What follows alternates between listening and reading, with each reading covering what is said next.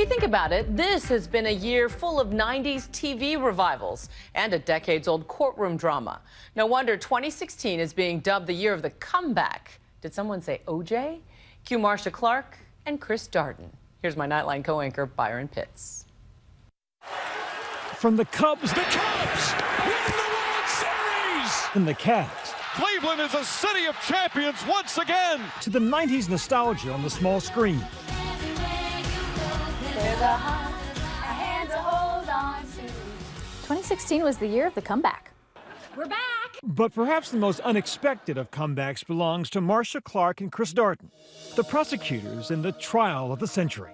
2016 saw renewed interest in all things O.J. Simpson, thanks to a hit FX miniseries, The People vs. O.J. Simpson. Mr. Simpson, would you please stand and face the jury? And the ESPN documentary, O.J. Made in America. This is about justice and seeing that justice is done.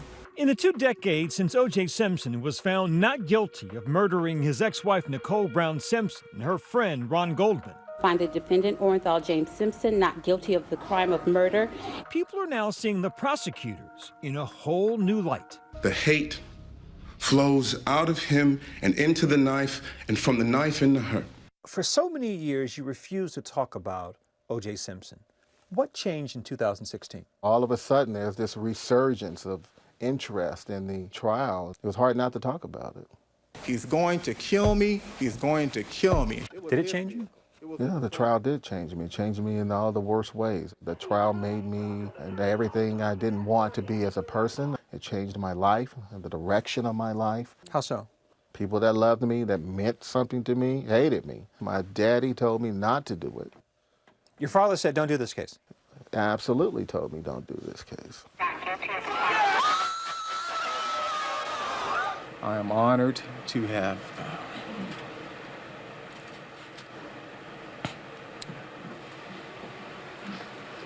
In your book, In Contempt, which was re-released in 2016, you had said that after that trial, you thought you might never enter a courtroom again. But you have. You're a defense lawyer now. Why?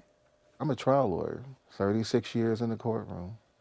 And every day I go into court, and the only thing separating me, my client from a life behind bars is me. So in 2016, what do you want people to know about you? I just want people to know that, you know, we worked hard, we fought hard, we're not the idiots that some people portrayed us to be, that we as a group were good lawyers. Co-counsel Marcia Clark is embracing her second act in the spotlight, even if she wasn't looking for it.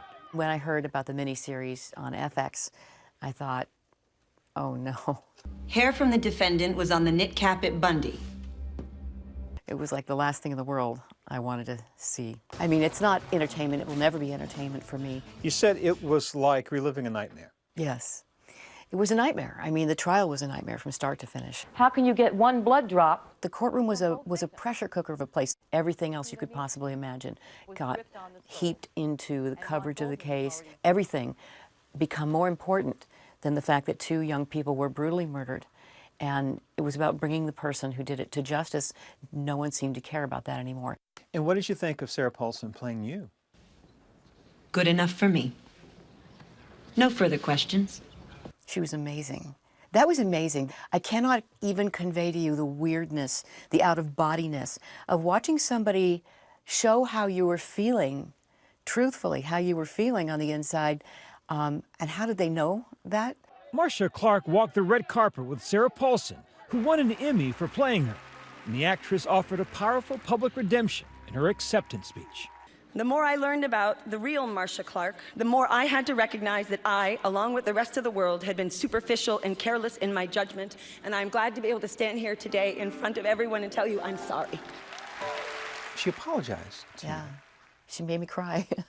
Clark is now a successful writer. In 2016, she published her second series of best-selling crime thrillers. Anyone in that courtroom, that experience might have crushed them, never wanting to have a public life again. How have you been able to reinvent yourself? I walked out of the courtroom and I felt like that was probably the end of that chapter of my life. I always wanted to write crime novels. If it's not now, then never. There is a lightness to you that I couldn't have imagined seeing 22 years ago. Yeah. In a year of comebacks, her second act is proving to be sweeter than the first. For Nightline, I'm Byron Pitts in Los Angeles. And for more comebacks and many other stories from 2016, you can watch the encore presentation of the year this Saturday at 3 o'clock.